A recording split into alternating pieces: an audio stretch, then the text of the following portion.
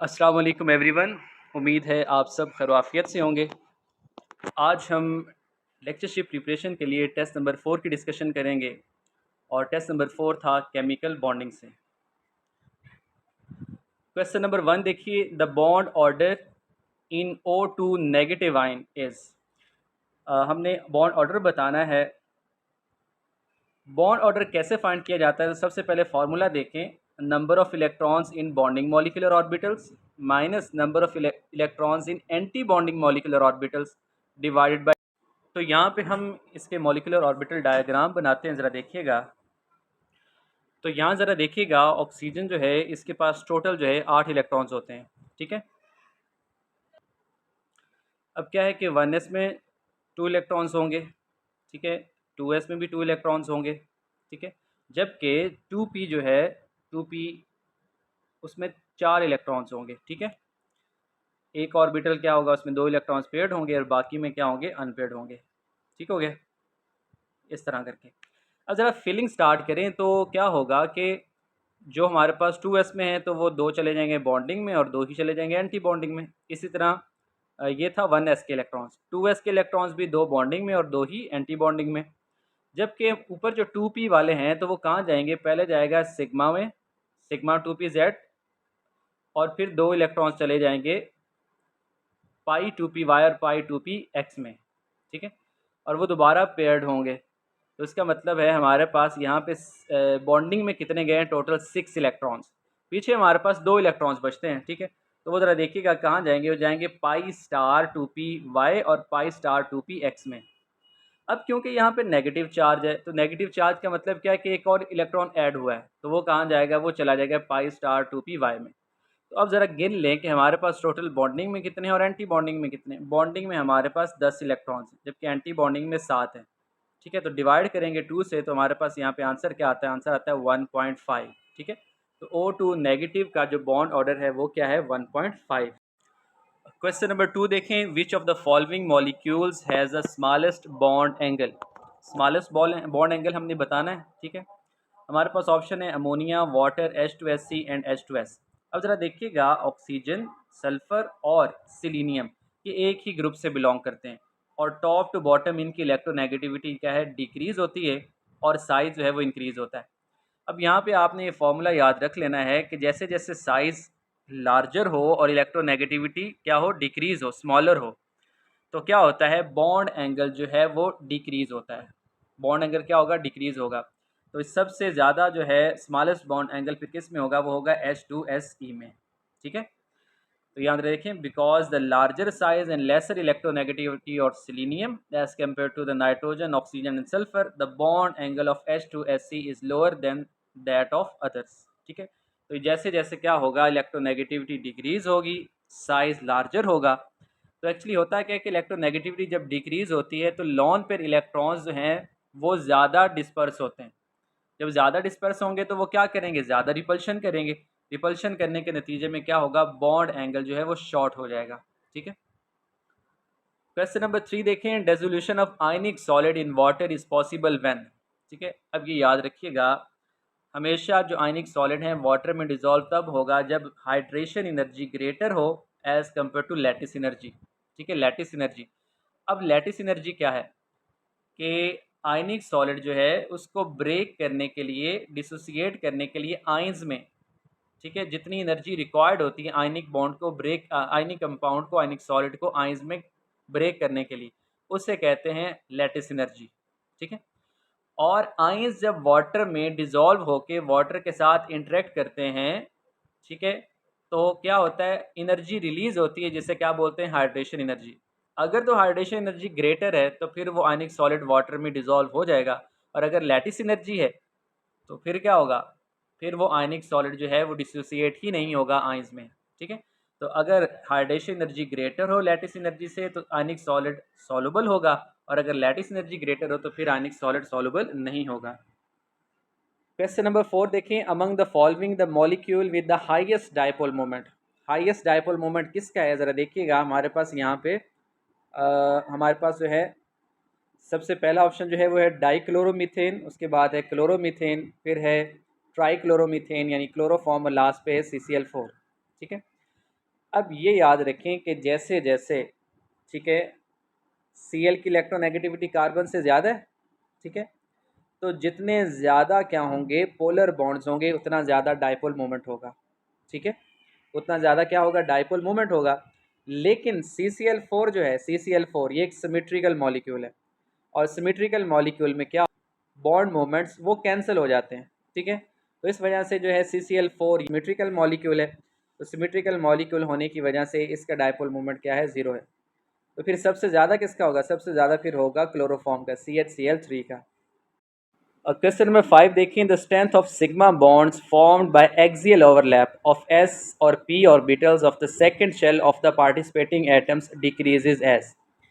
अब यहाँ पे उन्होंने पूछा है कि जो सिग्मा बॉन्ड बनता है, ठीक है, by axial overlapping of S और P ऑर्बिटल्स, तो हमने यहाँ पे बताना है स्ट्रेंथ बतानी है सिग्मा बॉन्ड की, ठीक है। तो ये ज़रा देखिएगा, जो स्ट्रेंथ होती है सिग्मा बॉन्ड की, ठीक है, formed by the axial overlap of orbitals, ये किस पे डिपेंड करती है, ये डिपेंड करती है एक्सटेंट ऑफ ओवरलैपिंग पे, ठीक है।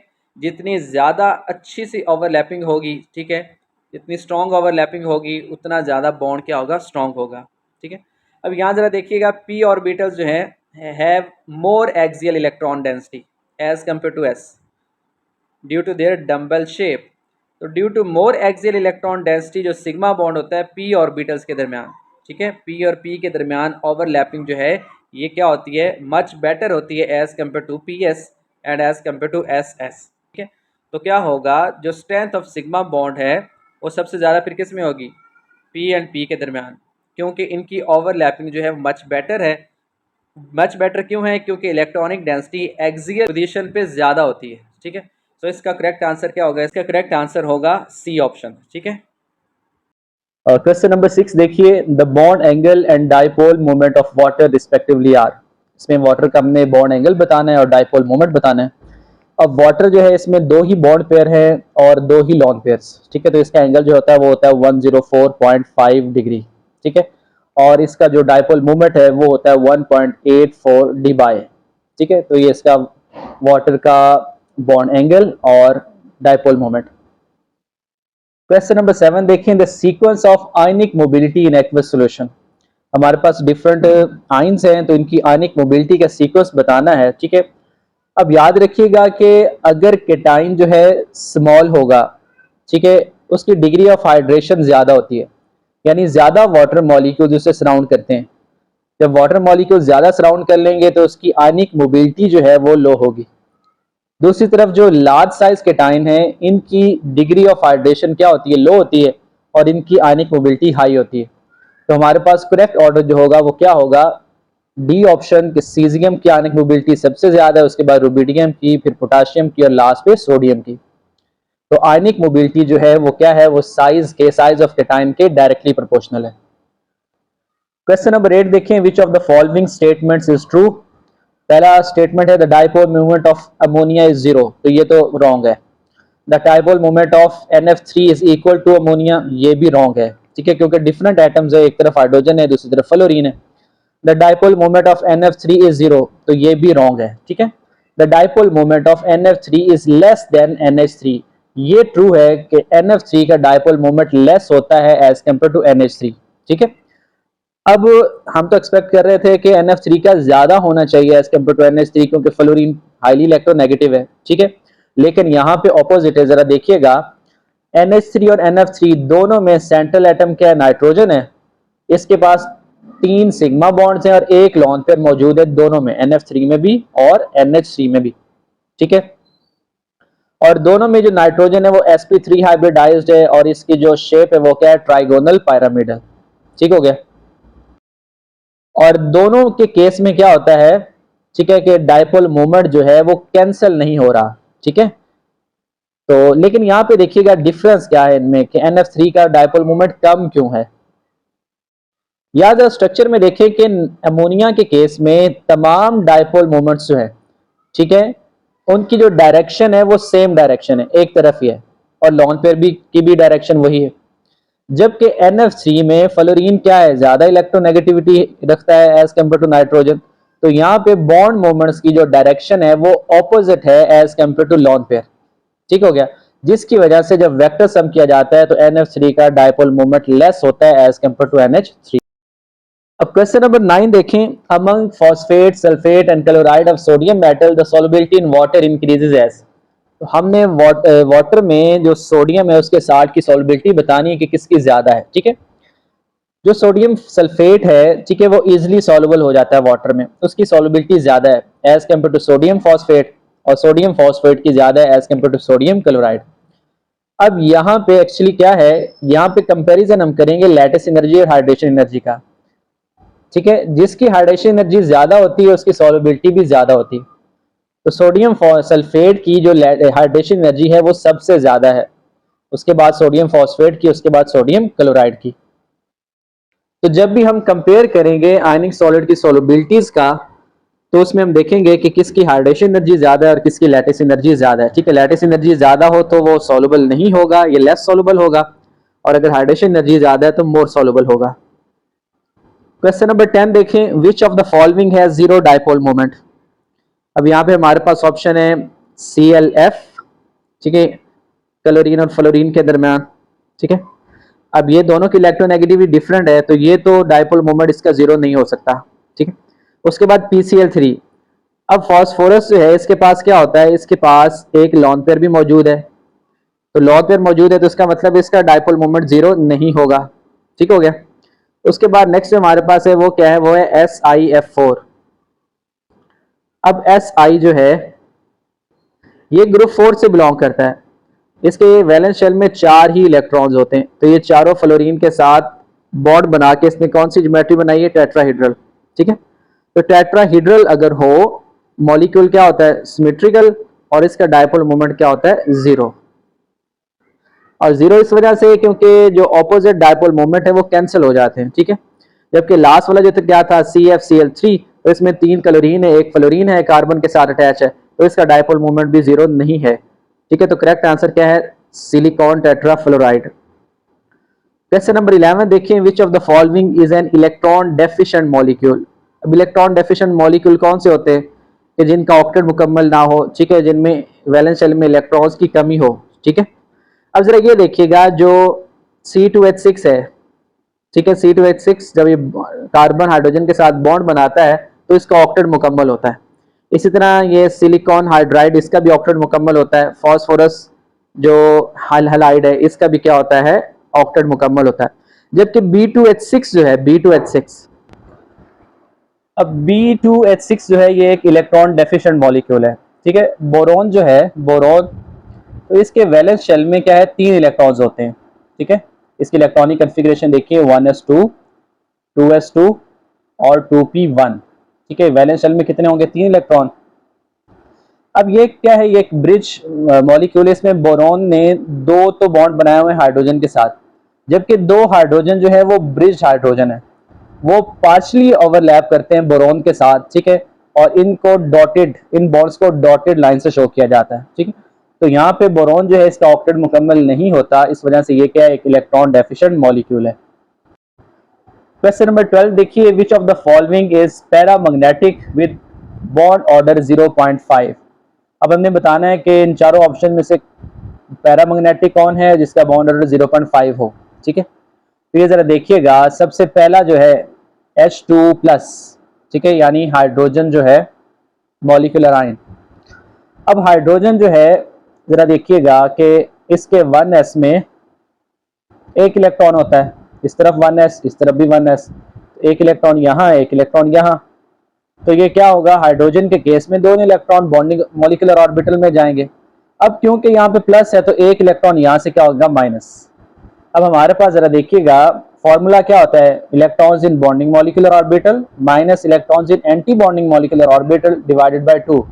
इसका आंसर क्या आता है, इसका आंसर आता है 0.5। अब क्योंकि इलेक्ट्रॉन अनपेयर्ड है तो इस वजह से ये पैरामैग्नेटिक भी है।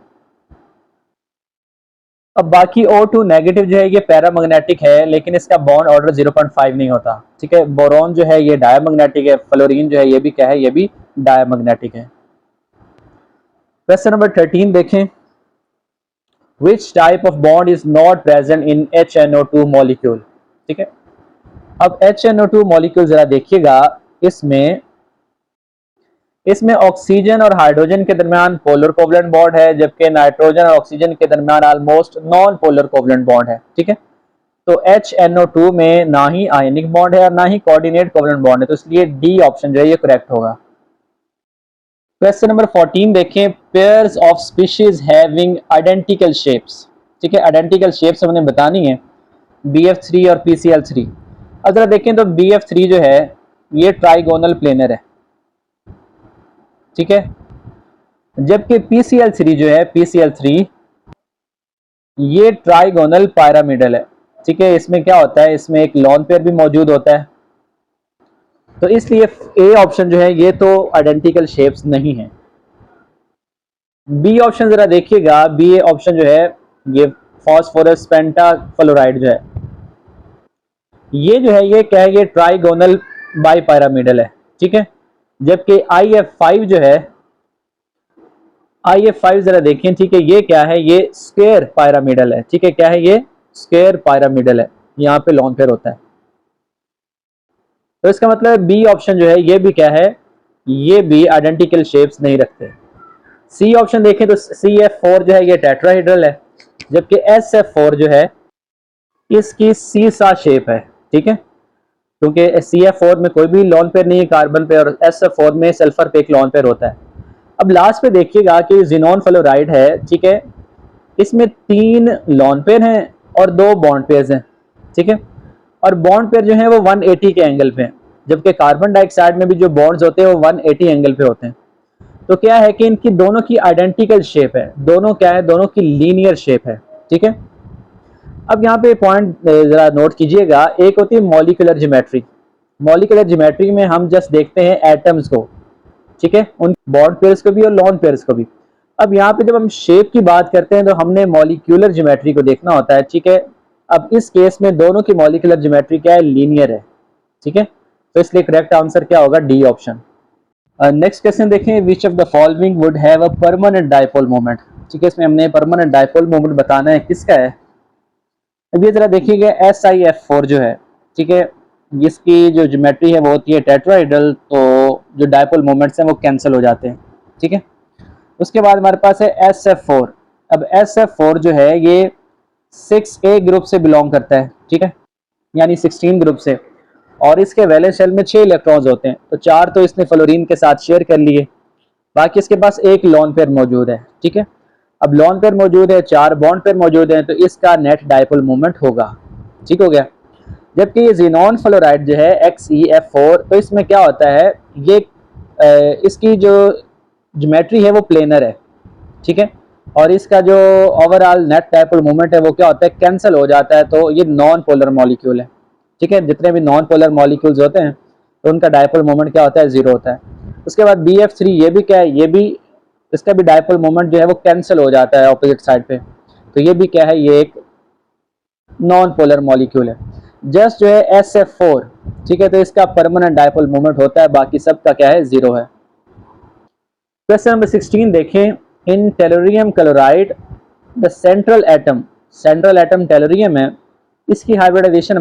अब टेलोरियम जो है ये ग्रुप 6 से बिलोंग करता है। ठीक है, इसके वैलेंस शेल में 6 इलेक्ट्रॉन्स होते हैं। ठीक है, अब इन 6 में से 4 तो ये क्या करता है, क्लोरीन के साथ शेयर कर लेगा, बाकी इसके पास एक लॉन पेयर मौजूद रहेगा। ठीक है, अब जब 4 क्या हो, बॉन्ड पेयर्स हो और एक लॉन पेयर हो, ठीक है, तो ज्योमेट्री क्या होती है, ज्योमेट्री होती है, इलेक्ट्रॉनिक ज्योमेट्री की बात करें तो क्या होगी, ट्राइगोनल बाइपायरामिडल। ठीक है, जरा देखिएगा क्या होगी इसकी ज्योमेट्री, इस तरफ होगा एक क्लोरीन, इस तरफ भी क्लोरीन। ठीक है, और इधर क्लोरीन होगा इधर, और यहाँ पे क्या होगा, लॉन पेयर। ठीक है, तो ओवरऑल इलेक्ट्रॉनिक अरेंजमेंट देखें तो ये ट्राइगोनल बाइपायरामिडल है। लेकिन अगर हम मॉलिक्यूलर शेप की बात करें, मॉलिक्यूलर ज्योमेट्री की बात करें, तो इसकी सीसा शेप है। ठीक है, तो इसमें जो हाइब्रिडाइजेशन है वो क्या होगी, वो होगी sp3d। sp3d जो है वो हाइब्रिडाइजेशन है TeCl4 की। क्वेश्चन नंबर 17 देखें, the species having pyramidal shape. ठीक है, यहाँ पे पायरामिडल शेप देखें तो सबसे पहले हमारे पास SO3 है, तो ये तो ट्राइगोनल प्लेनर होती है। ठीक है, SO3 की क्या होती है, ट्राइगोनल प्लेनर। उसके बाद हमारे पास है BrF3। BrF3 की भी क्या होती है, इसकी भी होती है ट्राइगोनल प्लेनर। ठीक है, उसके बाद हमारे पास है SiO3। अब SiO3 की भी क्या होती है, इसकी भी ट्राइगोनल प्लेनर होती है, ठीक है, लेकिन इसमें ऑक्सीजन पे क्या होता है, नेगेटिव चार्ज आता है। जबकि लास्ट वाला जो है हमारे पास वो क्या है, OSF2। यहाँ पे सेंट्रल एटम क्या है, सल्फर है, और इसने दो बॉन्ड पेयर बनाए हुए हैं फ्लोरीन एटम के साथ, और एक डबल बॉन्ड है ऑक्सीजन के साथ, ठीक है। जबकि इसके पास क्या है, इसके पास एक लॉन पेयर भी मौजूद है, ठीक है। जब एक लॉन पेयर हो और 3 बॉन्ड पेयर हो, ठीक है, तो हाइब्रिडाइजेशन क्या है, sp3, और इसकी जो शेप क्या होगी, वो होगी पायरामिडल, ठीक है, क्या होगी, पायरामिडल। इसे हम डिस्टॉर्टेड टेट्राहेड्रल शेप भी कह सकते हैं, ठीक है। क्वेश्चन नंबर 18 देखें, शेप ऑफ ClF3 इज। अब क्लोरीन जो है इसके वैलेंस शेल में कितने इलेक्ट्रॉन हैं, 7 इलेक्ट्रॉन, ठीक है। 3 इसने शेयर कर लिए किसके साथ, फ्लोरीन एटम के साथ, यानी कि 3 बॉन्ड पेयर्स हैं, ठीक है। पीछे इसके पास कितने इलेक्ट्रॉन बच गए, 4 इलेक्ट्रॉन, यानी इसके पास 2 लॉन पेयर मौजूद हैं, ठीक है। जब 3 बॉन्ड पेयर हों और 2 लॉन पेयर मौजूद हों, तो शेप जो होती है वो होती है टी शेप, ठीक है। यहाँ जरा देखिएगा, इसमें क्या है कि इसमें जो ट्राई फ्लोरीन एटम्स जो हैं वो कहाँ पे हैं, वो हैं एक्सियल पोजीशंस पे, जबकि लॉन पेयर्स कहाँ पे मौजूद हैं, वो है इक्वेटोरियल पोजीशन पे, ठीक है। तो अगर 3 बॉन्ड पेयर हों और 2 लॉन पेयर हों, तो उसके शेप फिर क्या होगी, वो होगी टी शेप, ठीक है। अच्छा, यहाँ पे जरा देखिएगा कि हम एक फॉर्मूला के थ्रू भी मालूम कर सकते हैं कि जो शेप है वो क्या है। जरा ये देखिएगा, हमने क्या करना है, हमने number of valence shell electron count करने हैं, ठीक है, नंबर ऑफ वैलेंस इलेक्ट्रॉन्स। अब क्लोरीन के नंबर ऑफ वैलेंस इलेक्ट्रॉन्स कितने हैं, वो तो हैं 7, ठीक है। इसके साथ हम प्लस करेंगे number of surrounded monovalent atom. अब 3 इसके फ्लोरीन एटम इसके साथ जुड़े हुए हैं, तो 3 प्लस कर दें, ठीक है। उसके बाद अगर तो इस पर कोई चार्ज हो, प्लस चार्ज हो या माइनस चार्ज हो, तो वो भी, अगर केटाइन है यानी प्लस चार्ज है तो माइनस करेंगे, और अगर नेगेटिव चार्ज है तो हम क्या करेंगे, प्लस करेंगे। अब यहाँ पे ना प्लस चार्ज है ना ही माइनस चार्ज है, तो ये हमने क्या करना है, हमने क्या किया, नंबर ऑफ वैलेंस इलेक्ट्रॉन जो कि 7 थे, plus number of surrounded monovalent atoms, इन दोनों को जमा कर लेना, और क्या करना है, हमने 2 पे डिवाइड कर देना है। अब 2 पे डिवाइड करने से आंसर क्या आता है, आंसर आता है 5, ठीक है, आंसर क्या आता है 5। तो 5 के लिए हमारे पास इसकी क्या होगी हाइब्रिडाइजेशन, वो होगी sp3d, sp3d, ठीक है। और sp3d जो है, जिसमें क्या हो, 2 लॉन पेयर्स मौजूद हो, तो उसकी जो शेप हो क्या होती है, शेप होती है टी शेप, ठीक है। क्वेश्चन नंबर 19 देखें, which of the following has been arranged in order of decreasing dipole moment. हमने यहाँ पर डायपोल मोमेंट बताना है इन द डिक्रीजिंग ऑर्डर, ठीक है। अब यहाँ पे क्या है, हमारे पास हेलोजेंस हैं, ठीक है, मिथाइल ग्रुप के साथ अटैच, तो जैसे जैसे इलेक्ट्रोनेगेटिविटी इंक्रीज होगी, वैसे वैसे डायपोल मोमेंट भी क्या होगा, इंक्रीज होगा, ठीक है। और सबसे ज्यादा इलेक्ट्रोनेगेटिविटी किसकी है, फ्लोरीन की, उसके बाद क्लोरीन, उसके बाद ब्रोमीन, और उसके बाद आयोडीन, ठीक है। लेकिन यहाँ पे एक पॉइंट है कि CH3F मिथाइल फ्लोराइड का डायपोल मोमेंट कम होता है as compare to methyl chloride, हालांकि फ्लोरीन की इलेक्ट्रोनेगेटिविटी ज्यादा है।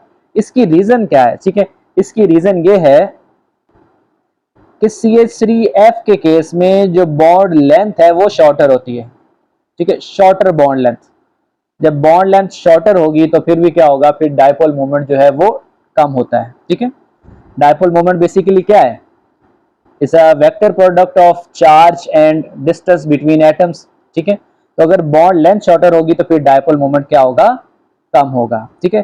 तो इसका करेक्ट आंसर फिर क्या है, ए ऑप्शन, कि मिथाइल क्लोराइड की सबसे ज्यादा है, उसके बाद मिथाइल फ्लोराइड, उसके बाद मिथाइल ब्रोमाइड, और लास्ट पे मिथाइल आयोडाइड। क्वेश्चन नंबर 20 देखिए, total number of lone pair of electrons, ठीक है, जिनॉन ऑक्सीफ्लोराइड है, इसमें हमने total number of lawn pairs बताने हैं। तो ये जरा देखिएगा, जिनॉन जो है इसके वैलेंस शेल में 8 इलेक्ट्रॉन्स होते हैं, 4 तो इसने शेयर कर लिए किसके साथ, फ्लोरीन के साथ, ठीक है, पीछे 4 बच गए।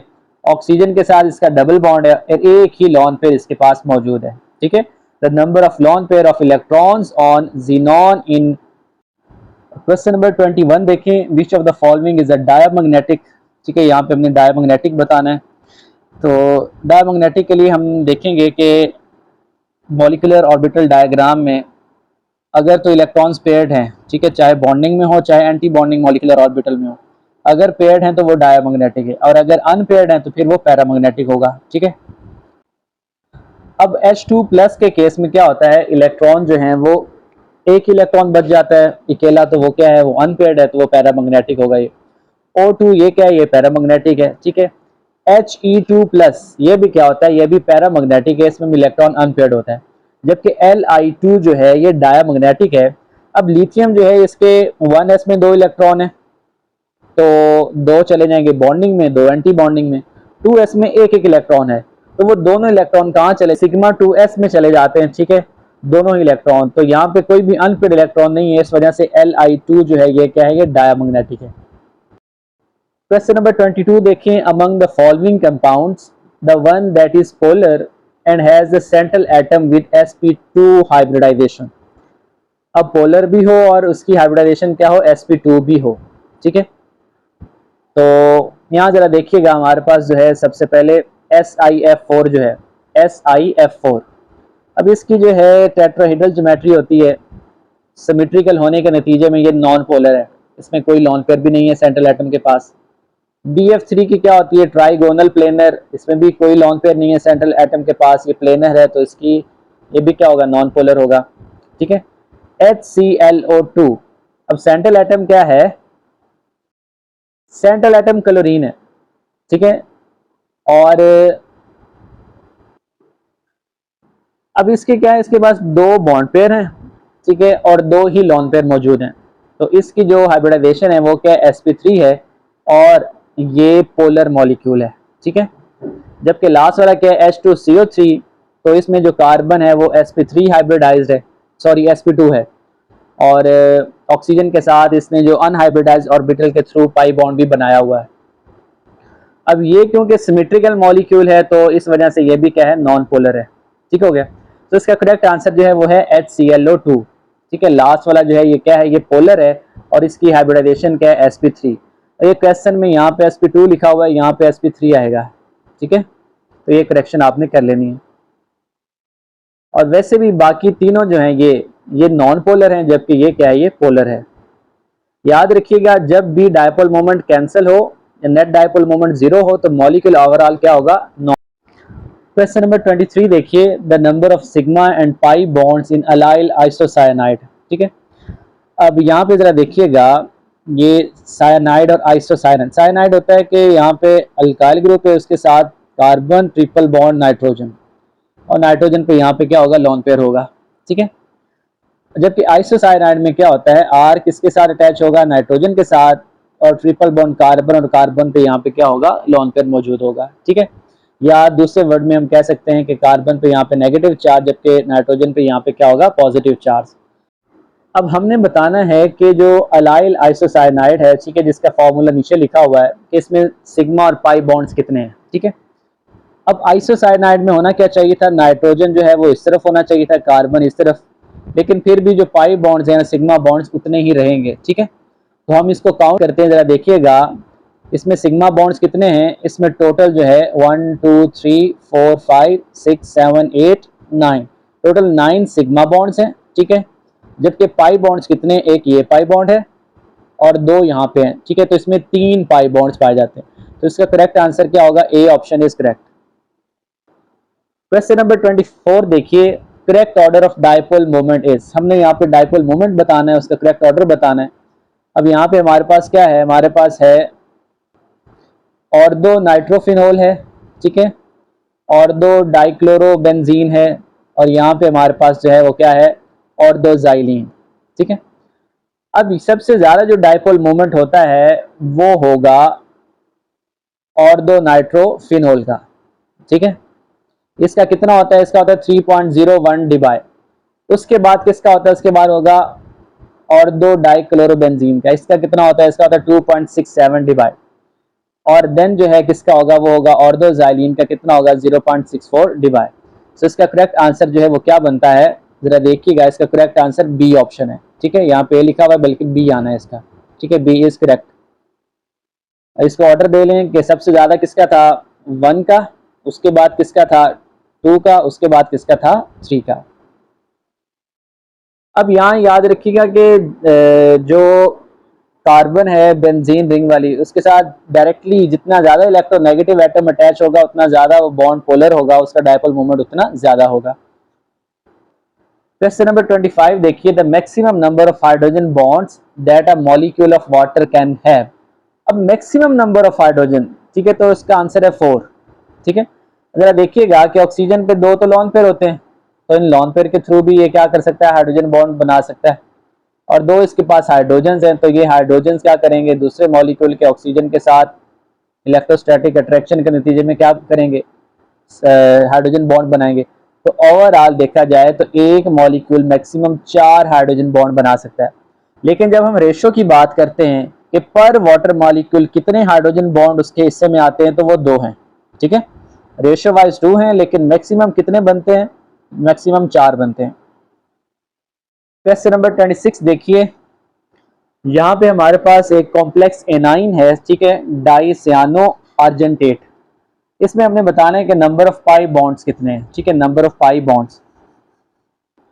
अब इसमें क्योंकि हमारे पास क्या है, हमारे पास 2 साइनाइड ग्रुप्स हैं और एक साइनाइड में 2 पाई बॉन्ड होते हैं, तो 2 साइनाइड में कितने होंगे, 4 पाई बॉन्ड्स होंगे। तो इसका करेक्ट आंसर जो है 4 है। क्वेश्चन नंबर 27 देखें, bond order of nitric oxide. Nitric oxide का हम बॉन्ड ऑर्डर बताना है कितना है। तो इसमें जरा देखें कि जो इसका वैलेंस शेल है नाइट्रोजन और ऑक्सीजन का, ठीक है, नाइट्रोजन के वैलेंस शेल में 2s में 2 इलेक्ट्रॉन है और 2p में 3 इलेक्ट्रॉन, जबकि ऑक्सीजन जो है इसके वैलेंस शेल में 2s में 2 और 2p में 4। ठीक है,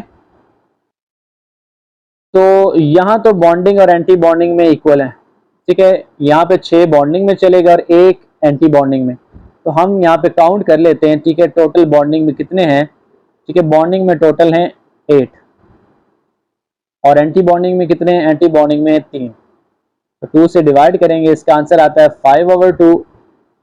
तो नाइट्रिक ऑक्साइड का जो बॉन्ड ऑर्डर है वो कितना है, वो है 2.5। क्वेश्चन नंबर 28 देखें, the paramagnetism of O2 plus is due to the presence of an odd electron in the molecular orbital.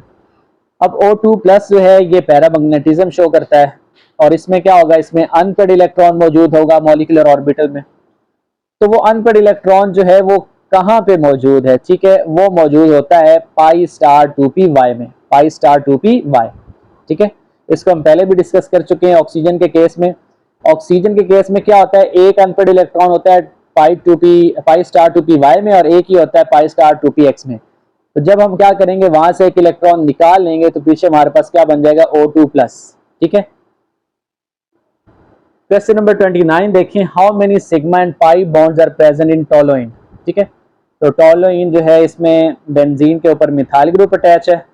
ठीक है, तो काउंट कर लें कि इसके कितने सिग्मा बॉन्ड्स हैं, कितने पाई बॉन्ड्स हैं। ठीक है, जरा देखिएगा कि बेंजीन रिंग के अंदर जो है टोटल 6 सिग्मा बॉन्ड्स हैं और इसके साथ 5 ही हाइड्रोजन अटैच हैं, तो 6 and 5 11 और एक कार्बन कार्बन और इसके साथ कार्बन के साथ 3 हाइड्रोजन है, तो ये कितने हो गए, 4। तो 11 और 4 15 सिग्मा बॉन्ड्स, जबकि 3 जो है ये क्या है, पाई बॉन्ड्स हैं। ठीक है, इसको आप नॉर्मली ओपन स्ट्रक्चर ड्रा कर लें और काउंट कर लें। क्वेश्चन नंबर 30 देखिए, the hybridization states of central atoms of the ions. यहाँ पे हमारे पास है I3 नेगेटिव और ICl4 नेगेटिव और ICl2 नेगेटिव। ठीक है, तो इसमें हमने बताना है कि इनकी हाइब्रिडाइजेशन क्या होगी सेंट्रल एटम्स की। ठीक है, अब इसमें सेंट्रल एटम क्या है, आयोडीन है। तो अभी पीछे हमने एक क्वेश्चन में एक फॉर्मूला पढ़ा था कि उसको यूज करके हम हाइब्रिडाइजेशन स्टेट बता सकते हैं, तो चले हम वो अप्लाई करते हैं इस पे। ठीक है, ये सोल्यूशन तो आप देख लेंगे यहाँ पे क्या लिखा है। तो सबसे पहले है I3 नेगेटिव। ठीक है, I3 नेगेटिव, तो हमने देखना है कि जो सेंट्रल एटम है उसके नंबर ऑफ वैलेंस इलेक्ट्रॉन कितने होते हैं। आयोडीन के नंबर ऑफ वैलेंस इलेक्ट्रॉन होते हैं 7। ठीक है, और इसके साथ कितने मोनोवैलेंट एटम्स अटैच हैं। ठीक है, वो 2 आयोडीन इसके साथ अटैच हैं। ठीक है, क्या इस पे कोई पॉजिटिव या नेगेटिव चार्ज है, इस पे एक नेगेटिव चार्ज है, तो उसको भी हम प्लस कर लेंगे। इसको 2 पे डिवाइड कर दें अब 7 + 2 + 1 कितना हुआ 10/2, तो आंसर क्या आएगा 5। अब 5 है तो इसकी जो हाइब्रिडाइजेशन बनती है वो बनती है sp3d। ठीक हो गया, sp3d। इसी तरह हम बाकियों के भी फाइंड कर लेते हैं। नेक्स्ट हमारे पास है ICl4 नेगेटिव। ICl4 नेगेटिव, अब इसमें सेंट्रल एटम आयोडीन है तो अगेन इसके वैलेंस शेल में 7 इलेक्ट्रॉन होंगे। इसके साथ 4 मोनोवैलेंट एटम जो कि बॉन्डेड हैं वो अटैच है। ठीक है, और इस पे क्या है, इस पे एक नेगेटिव चार्ज भी है और हमने 2 पे डिवाइड करना है इसको। तो जरा देखिएगा इसका आंसर क्या आता है, इसका आंसर आता है 12/2, तो कितना आएगा 6। अब 6 है तो इसका मतलब इसकी हाइब्रिडाइजेशन क्या होगी, वो होगी sp3d2। ठीक हो गया। और लास्ट वाला जो हमारे पास है वो क्या है, वो है ICl2 नेगेटिव। ICl2 नेगेटिव, तो आयोडीन के पास 7 इलेक्ट्रॉन, 2 एटम्स बॉन्डेड अटैच हैं और एक नेगेटिव चार्ज है, 2 पे डिवाइड करना है। तो यहाँ भी आंसर आता है 5, तो इसका मतलब इसकी हाइब्रिडाइजेशन भी क्या है sp3d। ठीक है, तो इसका करेक्ट आंसर जो है वो क्या है, वो सी ऑप्शन sp3d, उसके बाद sp3d2 और लास्ट पे sp3d। ठीक है।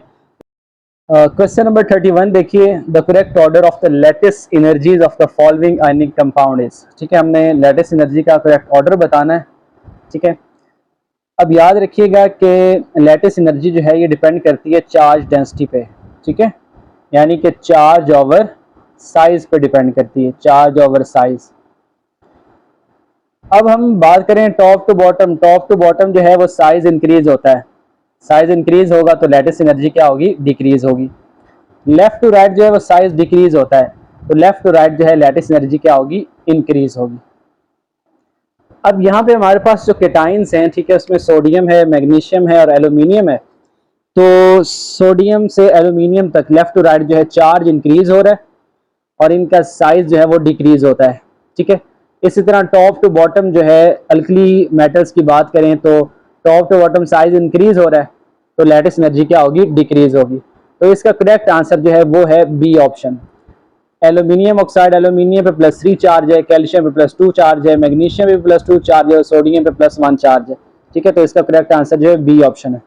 आपने सिंपल इसको याद रखना है, चार्ज ओवर साइज, जिसका चार्ज ज्यादा उसकी लैटिस एनर्जी ज्यादा और जिसका साइज कम तो उसकी लैटिस एनर्जी ज्यादा होगी।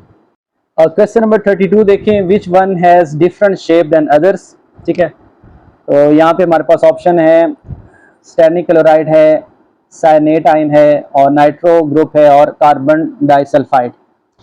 अब यहाँ पे SnCl2 जो है स्टेनस क्लोराइड जो है, ठीक है, स्टेनस जो है S10 जो है इसके पास 2 बॉन्ड पेयर होते हैं और एक लॉन पेयर होता है, तो इसकी जो शेप है वो एंगुलर होती है। ठीक है, क्या है शेप, एंगुलर, जबकि बाकी सब की शेप क्या है, लीनियर है। ठीक है, अब यहाँ देख लें कि ये जो है नाइट्रो ग्रुप, साइनेट ग्रुप है, कार्बन डाइसल्फाइड, इन सब की जो हाइब्रिडाइजेशन है वो sp हाइब्रिडाइज्ड है ये, और इनकी शेप जो होती है वो लीनियर शेप होती है। ठीक है, जबकि SnCl2 जो है, ठीक है, इसकी जो हाइब्रिडाइजेशन है वो है sp2 और इसकी शेप जो है वो है एंगुलर। सो इसलिए ए ऑप्शन जो है ये करेक्ट होगा। क्वेश्चन नंबर 33 देखें, the correct order in which the oxygen bond length OO bond length increases in the following. अब हमारे पास क्या है, हमारे पास O2 है और H2O2 है, हाइड्रोजन पर ऑक्साइड, और O3 है, ओजोन। इनमें हमने बताना है कि किस में ऑक्सीजन बॉन्ड लेंथ जो है वो ज्यादा है। ठीक है, हमने ऑर्डर बताना है। तो इसमें जरा देखिएगा, सबसे पहले तो बॉन्ड लेंथ है क्या, बॉन्ड लेंथ होता है कि दोनों एटम के न्यूक्लियाई के दरमियान जो डिस्टेंस है उसे बॉन्ड लेंथ कहते हैं। ठीक है, और बॉन्ड लेंथ जो है वो हम उसका जो रिलेटिव ट्रेंड है या इंक्रीजिंग ऑर्डर है वो हम बॉन्ड, अब याद रखिएगा कि जैसे जैसे बॉन्ड ऑर्डर जो है वो इंक्रीज होगा बॉन्ड लेंथ जो है वो क्या होगी, डिक्रीज होगी। ठीक है, अब जरा देखें तो जो हाइड्रोजन पर ऑक्साइड है इसमें बॉन्ड ऑर्डर कितना है, 1 है। ठीक है, ओजोन में बॉन्ड ऑर्डर कितना होता है, 1.5, जबकि O2 में, ऑक्सीजन में जो बॉन्ड ऑर्डर है वो है 2। तो जैसे जैसे बॉन्ड ऑर्डर इंक्रीज होगा बॉन्ड लेंथ जो है वो डिक्रीज होगी। तो इसका करेक्ट ऑर्डर जो है वो क्या होगा, O2 देन O3 और सबसे ज्यादा बॉन्ड लेंथ किसकी होगी, H2O2 की। ठीक है, तो करेक्ट आंसर जो है डी ऑप्शन है। क्वेश्चन नंबर 34 देखें, shape and hybridization of IF3 respectively are. अब हमने शेप भी बतानी है और इसकी हाइब्रिडाइजेशन भी बतानी है, ठीक है। अब हाइब्रिडाइजेशन जरा देखें कि आयोडीन जो है इसके वैलेंस शेल में 7 इलेक्ट्रॉन होते हैं। अब 3 तो इसने बॉन्ड पेयर बना लिए, बाकी इसके पास 2 लॉन पेयर मौजूद हैं, ठीक है। अब जब 3 बॉन्ड पेयर हों, 2 लॉन पेयर हों, तो जो अरेंजमेंट है इलेक्ट्रॉन की वो होती है ट्राइगोनल बाईपैरामिडल, ठीक है। और जो शेप होगी वो क्या होगी, टी शेप, ठीक है। अब यहाँ पे उन्होंने टी शेप, तो हमारे पास ऑप्शन ही नहीं है, ठीक है। तो इसका मतलब है फिर हम किसको चूज करेंगे, ट्राइगोनल बाईपैरामिडल को। और ट्राइगोनल बाईपैरामिडल जिसमें 3 बॉन्ड पेयर और 2 लॉन पेयर हैं, तो इसकी हाइब्रिडाइजेशन क्या बनती है, sp3d बनती है। So correct answer is B. Question number 35 देखें, in terms of polar character which of the following order is correct. तो यहाँ पे हमारे पास हाइड्राइड्स दिए हुए हैं, तो हमने पोलर कैरेक्टर बताना है जिसकी इलेक्ट्रोनेगेटिविटी ज्यादा होगी, ठीक है। तो पोलर कैरेक्टर भी उसका ज्यादा होगा, तो सबसे ज्यादा पोलर जो है वो HF है, उसके बाद वाटर, उसके बाद NH3, उसके बाद H2S। सो इसका करेक्ट आंसर जो है बी ऑप्शन है। क्वेश्चन नंबर 36 देखें, the formal charges on central atom, central oxygen atom of ozone molecule is, ठीक है। हमने क्या फाइंड करना है, हमने ओजोन मॉलिक्यूल में जो सेंट्रल एटम है इस पे फॉर्मल चार्ज फाइंड करना है, ठीक है, फॉर्मल चार्ज। अब जरा देखिएगा, फॉर्मल चार्ज का फॉर्मूला क्या होता है, number of valence electrons minus number of lone pair electrons, ठीक है, minus number of bond pair electrons divided by 2, ठीक है, ये फॉर्मूला है। अब ये फॉर्मूला हम अप्लाई करते हैं तो हम फाइंड कर सकते हैं कि सेंट्रल एटम के पास सेंट्रल एटम पे फॉर्मल चार्ज क्या है, ठीक है। अब ये जरा देखिएगा, हमारे पास जो सेंट्रल एटम ऑक्सीजन है तो इसके वैलेंस इलेक्ट्रॉन कितने होते हैं, वैलेंस इलेक्ट्रॉन इसके पास number of lone pair electrons कितने हैं, 2 हैं, ठीक है। और बॉन्ड पेयर इलेक्ट्रॉन्स कितने हैं, जरा गिन लें, बॉन्ड पेयर इलेक्ट्रॉन्स हैं 6 डिवाइडेड बाय 2, ठीक है। तो जरा देखिएगा हमारे पास आंसर क्या आएगा, 6 माइनस 2 4, 4 माइनस 3 1, तो +1 जो चार्ज है फॉर्मल चार्ज है central atom oxygen atom of ozone molecule, तो इसका करेक्ट आंसर है +1। क्वेश्चन नंबर 37 देखें, the stability of the species NO2, NO2 plus and NO2 negative in the order. हमने स्टेबिलिटी बतानी है, ठीक है। तो स्टेबिलिटी जो है वो मॉलिक्यूलर जो है ज्योमेट्री, उससे भी स्टेबिलिटी बताई जा सकती है। अगर देखिएगा NO2 प्लस जो है, NO2 प्लस इसका लीनियर स्ट्रक्चर है, बॉन्ड एंगल क्या होता है 180, ठीक है। जबकि NO2 और NO2 नेगेटिव दोनों की जो स्ट्रक्चर है वो क्या है, बेंट है, ठीक है। और इसके अलावा NO2 के पास ऑड इलेक्ट्रॉन्स मौजूद है, ठीक है, किस पर, नाइट्रोजन पर। और इसी तरह NO2 नेगेटिव में क्या है, लॉन पेयर इलेक्ट्रॉन्स मौजूद है, ठीक है। अब लॉन पेयर इलेक्ट्रॉन होने की वजह से क्या होता है कि जो बॉन्ड पर इलेक्ट्रॉन्स है उन पर रिपल्शन होती है, तो एंगल जो है वो कम हो जाता है, ठीक है। तो सबसे स्टेबल जो फिर होगा वो क्या है, वो NO2 प्लस है, ठीक है, NO2 प्लस, क्योंकि इसके लीनियर स्ट्रक्चर है, ठीक है। बॉन्ड एंगल जो है 180 है, जबकि बाकी NO2 में ऑड इलेक्ट्रॉन्स हैं, जबकि NO2 नेगेटिव जो है उसमें क्या लॉन पेयर मौजूद है। तो सबसे ज्यादा स्टेबल ये होगा, उसके बाद कौन सा होगा, उसके बाद NO2, ठीक है, और उसके बाद NO2 नेगेटिव। सो करेक्ट आंसर जो है वो ए ऑप्शन है। क्वेश्चन नंबर 38 देखिए, the bond angles of NH3, NH4 plus and NH2 negative are in the order, ठीक है। बॉन्ड एंगल हमने बताना है, तो याद रखिएगा जैसे जैसे लॉन पेयर इलेक्ट्रॉन इंक्रीज होंगे बॉन्ड एंगल क्या होता है, डिक्रीज होता है, ठीक है। तो सबसे जो ज्यादा बॉन्ड एंगल होगा वो होगा NH4 प्लस में, उसके बाद NH3 में, और उसके बाद क्या होगा NH2 नेगेटिव में, ठीक है। As the number of lone pair electron increases, bond angle decreases. Next question number 39 देखिए, the hybridization of atomic orbitals of nitrogen in NO2 plus, NH4 plus and NO3 negative.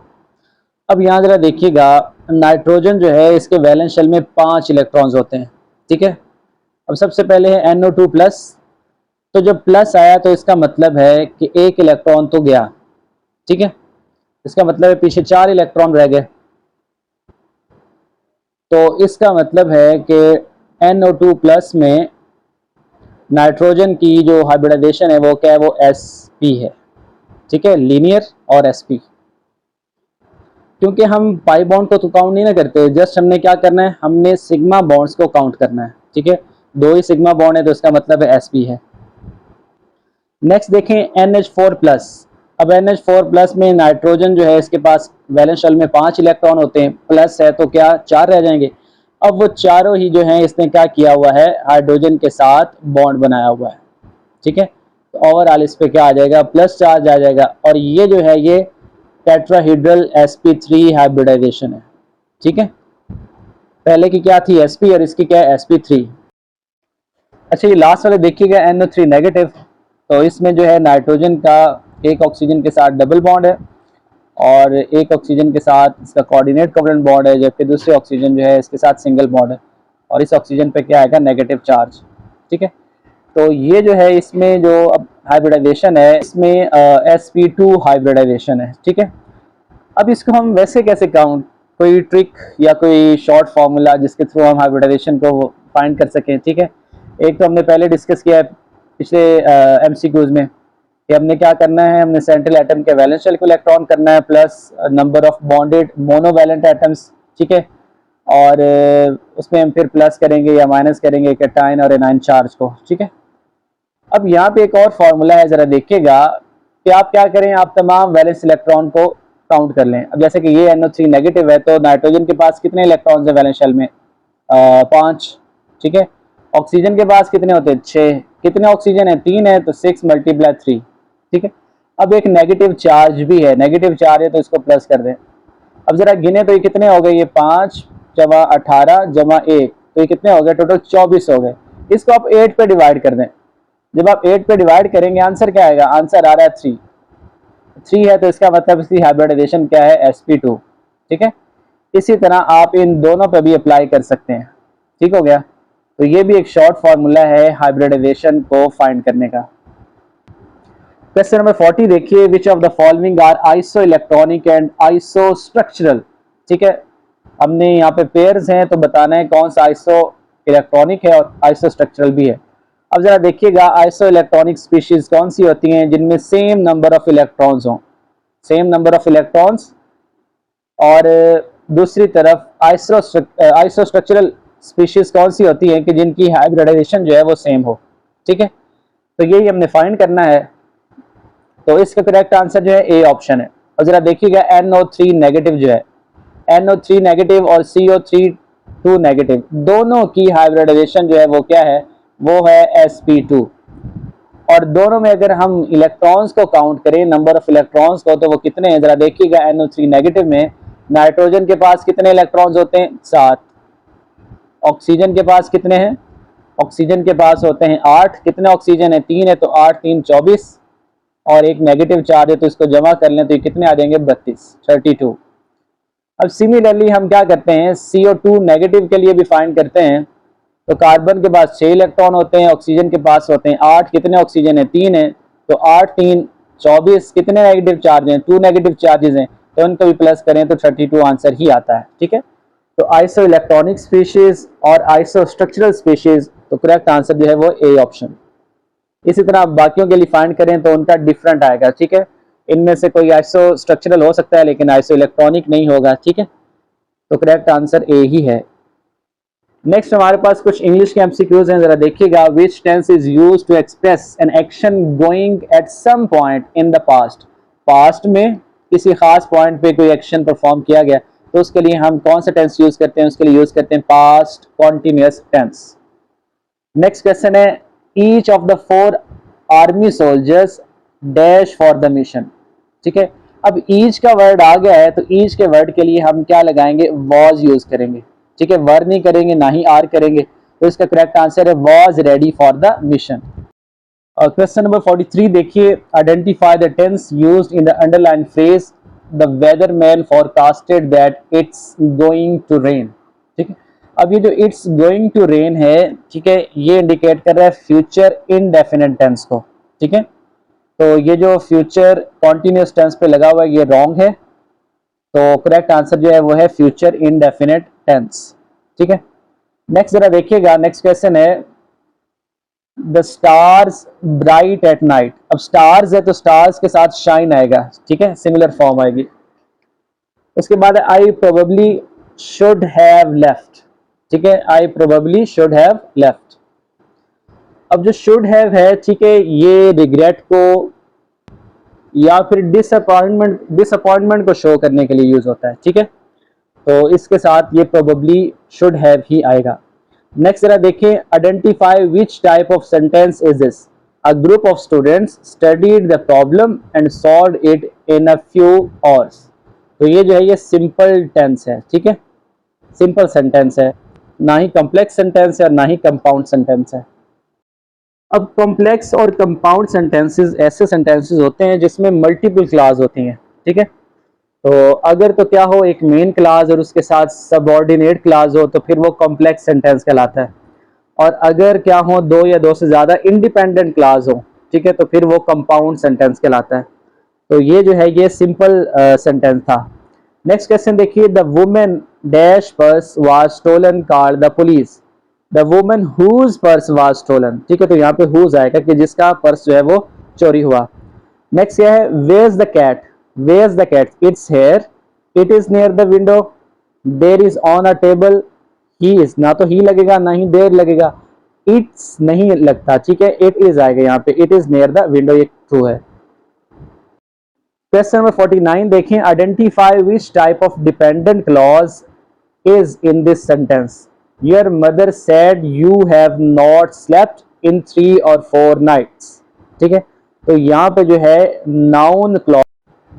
अब जो noun clause है ये normally start होती है what, why, where, when, ठीक है, लेकिन यहाँ पे जो स्टार्ट हो रही है यू से, your mother said you have not, ठीक है, तो ये भी क्या है, ये भी प्रोनाउन है, तो जहाँ पे प्रोनाउन यूज हो वहां पे क्लॉज जो है वो नाउन क्लॉज होगी।